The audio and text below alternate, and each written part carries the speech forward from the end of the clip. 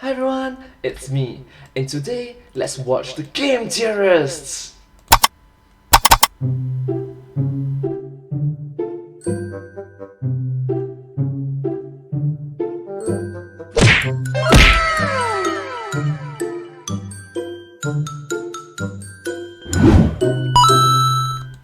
Falcon Punch!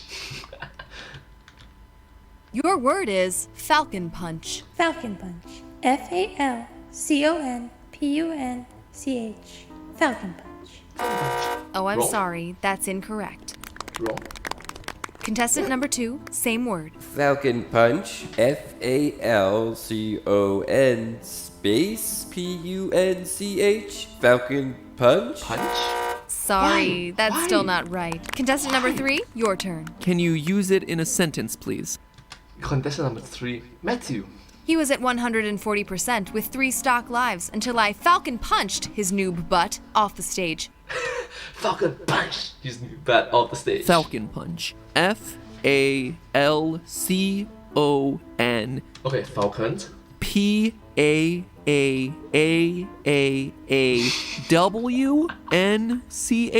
Falcon Punch. That is correct. Yes! What?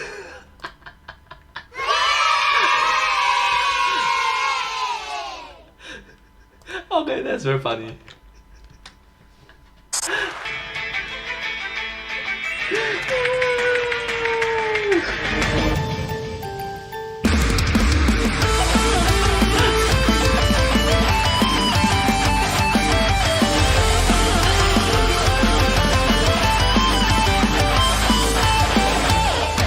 Hello, Internet. Welcome to Game Theory, where Hello! I'm exercising 3 times a week to get rid of a little paunch of my own. The Punch of Hell! Today we're talking about Nintendo's overlooked bounty hunter, Captain Falcon. You know, come to think of it, for a family-friendly brand, a lot of Nintendo's heroes, quote-unquote, are employed in the business of viciously hunting down other people for profit. Captain Falcon, and yeah, I'm looking at you too, Samus. For those of you who might not be aware, Captain Falcon was originally intended to be the mascot of the Super Famicom, but for whatever reason didn't make an appearance until the original F-Zero as one of 4 playable racers. Even though it's not explicitly stated that he is the main character of the franchise, putting him on the front of the box art and giving him his own 8-page comic in the manual wasn't exactly subtle. He also has one of, if not the best theme song I've ever heard for a video game character. Listen to this. Captain Falcon will always be found, hot on the trail, tracking roads down. We don't deserve him. We really don't. But seriously, how many of you have sat there watching a round of Smash Brothers and asked yourselves, how fast would I have to punch to create an explosive flaming falcon around my fist? Well, if that person is you, this episode is for all one of you. If it's not, well, you should really pay more attention to what you click on YouTube. Seriously, the thumbnail and the title was all about like, whoa, look at Captain Falcon punching with fire. What did you expect the episode to be about? Punching with fire! Rumors of Saitama. One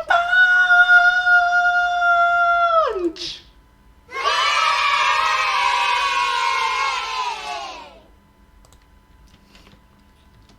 So anyway, with our flaming fist of a question in mind, I demand only one thing out of you, theorists. Show me your moves! And buckle up, Yo. safety is never a joke. Let's go! So, first question, what exactly is happening when he's punching? Where is that fire coming from? Well, it's not exactly the air that's catching fire, but the object in motion. While oxygen is indeed part of the combustion triangle, we see that we need 2 more things, heat and fuel. In the captain's case, heat and fuel are actually one and the same, his gloves. So, how do we catch something on fire using leather, speed, and oxygen? Sounds like a really lame band name. Can actually be explained pretty easily. Air is a fluid, so when you move your hand through the air, the molecules that make up the air will move around your hand. But if you take something with a wide surface area, say a fan you flap, you'll notice that it requires a bit more work because now you have more drag, or friction created by the wind resistance. In most cases, the wind will cause things to cool down. That's why you can stick your head out the window of a moving car without fear of setting your face on fire. But when you're going really fast, and I mean really fast, there comes a point when the air just creates so much friction that the object in question begins to heat up. Take a shuttle coming back in from space. Upon re-entry, we're always shown this red-hot, fiery glow on the bottom of the spacecraft. In this case, the ship is moving so fast that the molecules don't have time to get out of the way, and they start to compress, thereby creating heat. Now, there are a number of things Compression.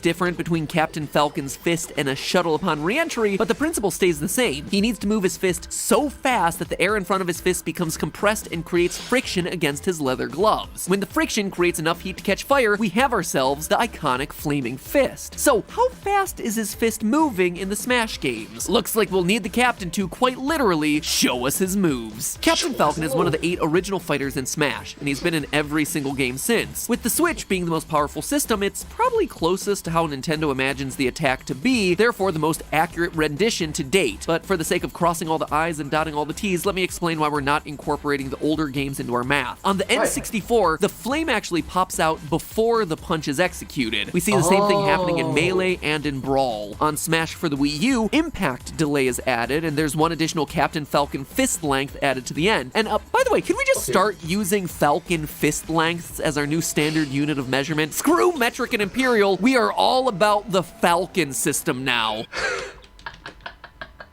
The Falcon system.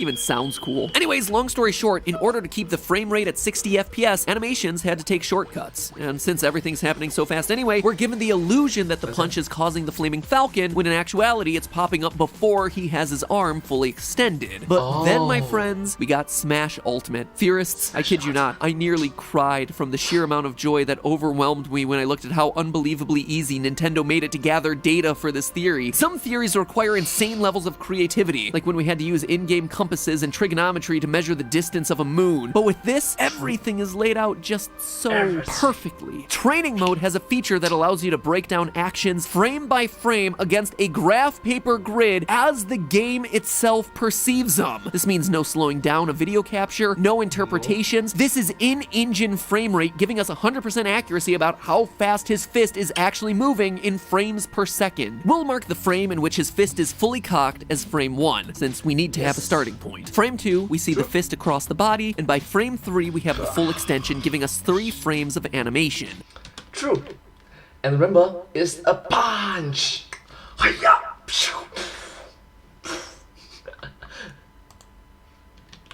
Using simple division, 3 frames out of 60 frames in a second gives us 0.05 seconds. So now that we have ourselves the time, the only thing we have to do is figure out how far his fist is actually traveling. Everything that I've come across online agrees that he is a massive 2.03 meters tall, 6 foot 8 inches.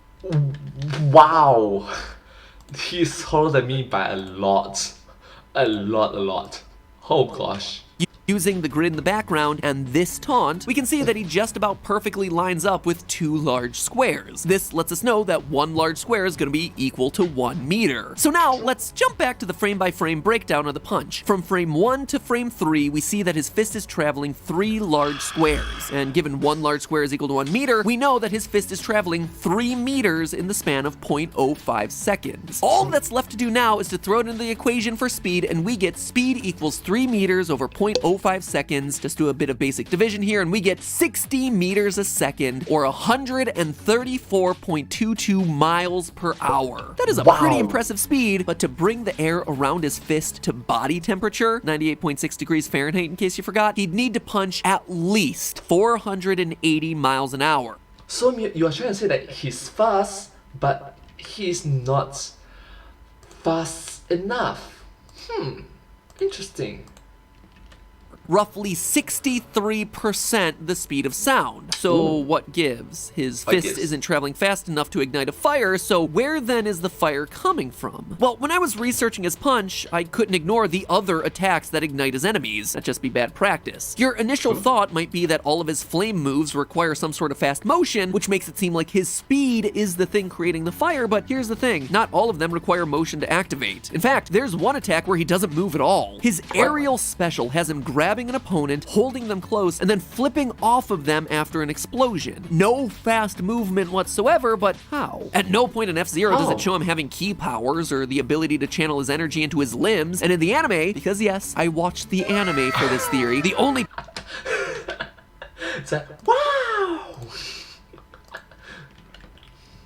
time a Falcon Punch is used is in a scene at the end when he defeats Black Shadow. So where then is all of this power coming from? Well, shockingly, the answer is from his belt. No joke, if you're like me and didn't know, well, just about anything about Captain Falcon prior to doing 2 weeks worth of research about his games and origin, it may come as a surprise to you to learn that his championship racing belt actually houses the creators of the universe within it. In the game F-Zero GX, Captain Falcon races his nemesis Deathborn in HE-double hockey sticks, wins, and he goes to fuse his light belt with Deathborn's dark belt to create the champion belt, which apparently holds the creators of the universe for reasons. Dark and light, these two universal forces are condensed in each of our belts. Didn't you know? As such, the belt houses enough energy to, quote, Turn this whole galaxy into a pile of ashes in an instant. turning things into ashes, aka fire. Anyway, this was Fire. my reaction to learning Captain Falcon's lore. What? I mean, like, even Thanos only want half of everything to be turned to ashes. You want everything in the galaxy? What? Who knew that Thanos level crises were involved in a high-speed racing game? No, Thanos only one half. Only one half. You want the entire. So, who knew cutscenes could come as cringy as this? Come off it. You think you can beat me? No way! So, suffice it to say, it's probably not a big deal for Captain Falcon to make a few explosions here and there when he could destroy galaxies just by thinking about them. So, does that wrap us up? Because it leaves me in a strange position. Yes, the champion's belt gives him incredible power and absolutely solves where the fire could be coming from. The problem is, he's not wearing the belt in the Smash games, which means that he's back to just making fire by needing to move super fast. So, let's look at the problem a different way. How fast does he need to go in order to make his punches lit AF? Well, Lit AF, you know. How fast can he go? How fast can you go?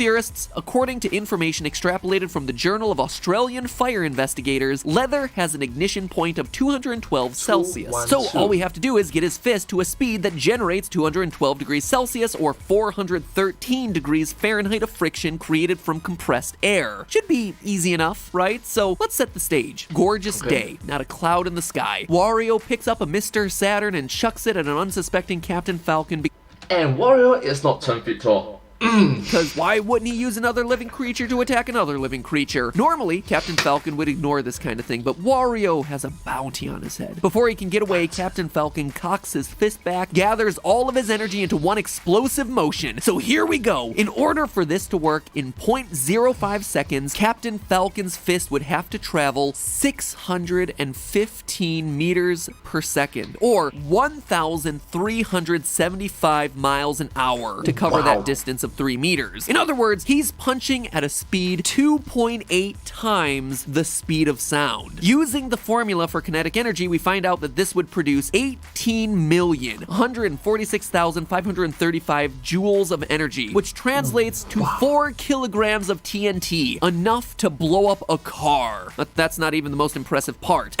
And all condensed into one fist.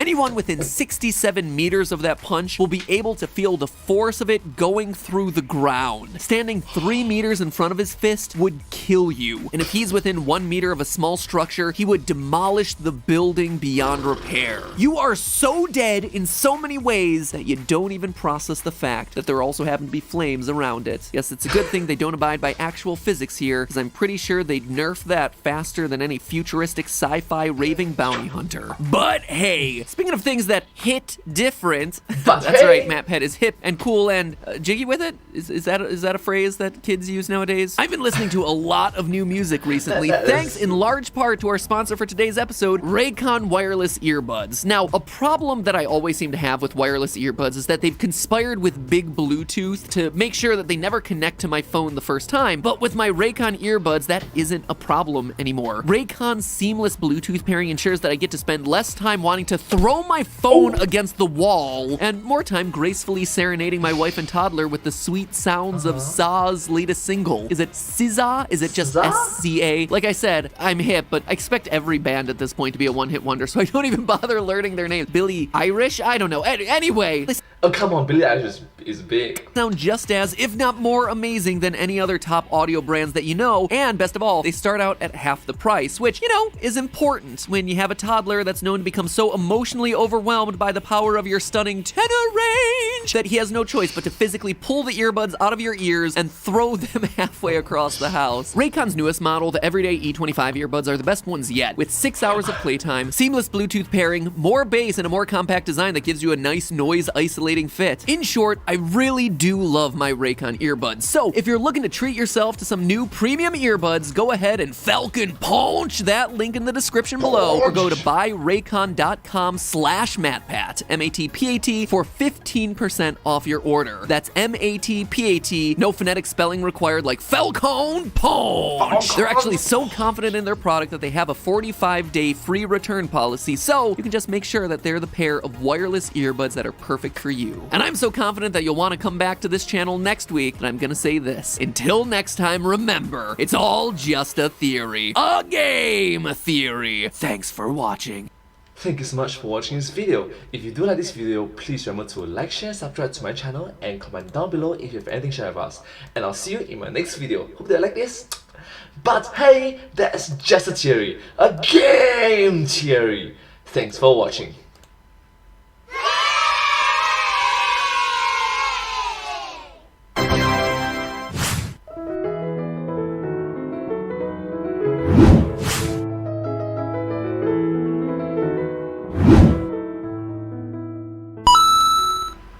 Thank you so much for watching this video. This video came out from a YouTube channel, The Game Theorists, back in the year 2020, which is last year, and I hope that you will show more support and watch more of their videos.